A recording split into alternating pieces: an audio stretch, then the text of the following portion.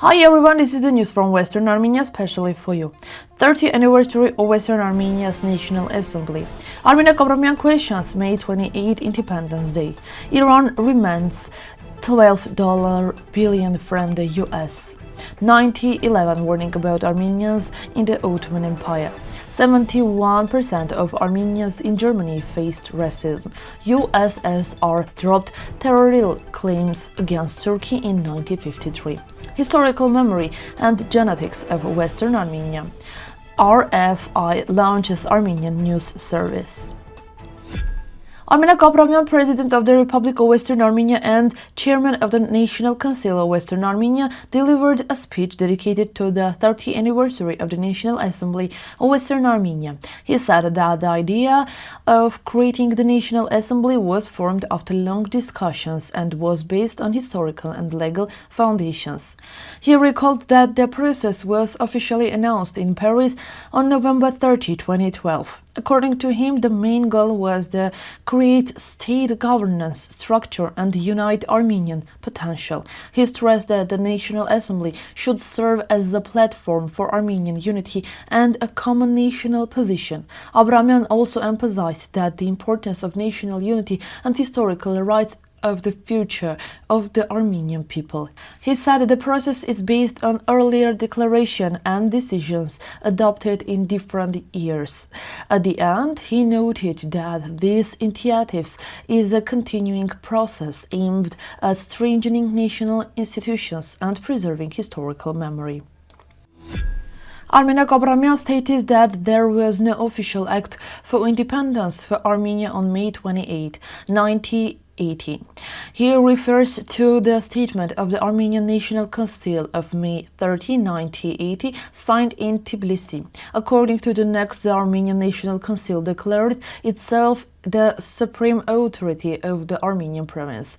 Aprahamian argues that this document did not use the name Republic of Armenia but referred to Armenian regions. He also says that the Western Armenia or Turkish Armenia had already been recognized as independent by Russia on December 29. 1970. He also criticized the Treaty of Batumi signed on June 4, 1980 between the Republic of Armenia and the Ottoman Empire. According to him, celebrating May 28 raises difficult historical and legal questions connecting to the Western Armenia, the genocide, and lost territories. Iran demands that the United States immediately pay $12 billion from its frozen foreign assets. According to Fars news agency, this payment is part of the Iran-US agreement. Sources says that Iran will continue negotiations only after receiving this amount. The source stated that this was the most important part of the agreement, although Trump did not mention it. According to the report, the money must be paid immediately. Until the payment is made, Iran will take part of further talks. Earlier, President said that most points of the agreement with Iran had already been agreed upon. He also said he would make a final decision after meeting with his aides on Friday. In 1911, the Greek newspaper Macedonia, published in Thessaloniki, wrote about the difficult situation of Armenians in the Ottoman Empire. The newspaper reported that Armenians in Van and nearby regions faced attacks and laid seizures and constant threats. According to the article, Kurdish armed groups were attacking villages and Christians working in the fields. The Armenian Metropolitan of Van warned the Patriarchate about the danger through a telegram. The article also said that the authorities did not stop the violence and often remained indifferent. The newspaper also wrote that some Armenians considered adopting Russian Orthodoxy as the way to find protection. This publication shows the dangerous atmosphere in Western Armenia several years before the genocide.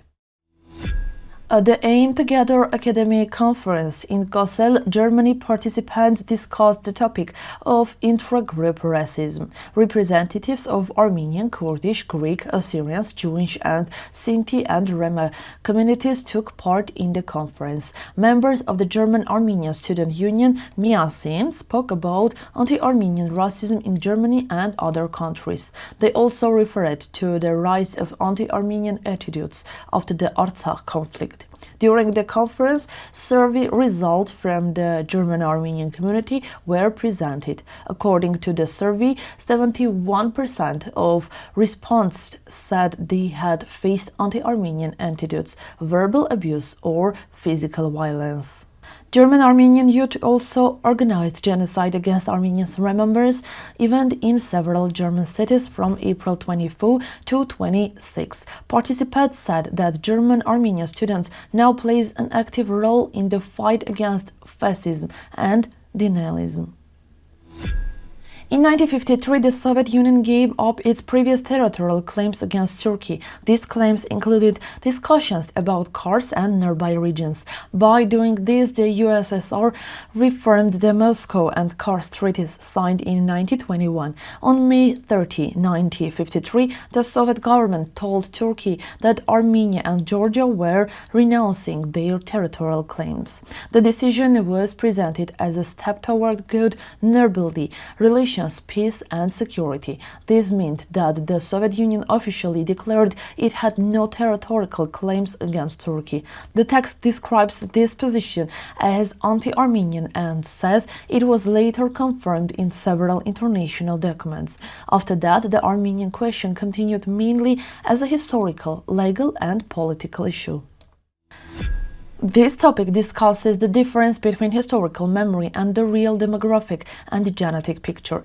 Scientific studies examine how the population of Western Armenia was formed over time. They take into account migration, mixed marriages, and mass movement during the 20th century. These events strongly influenced the ethnic structure of the region. Genetic research showed that today's population of Turkey was mainly formed from the ancient local population of the region. It also includes different historical layers and small genetic contributions from Central Asia.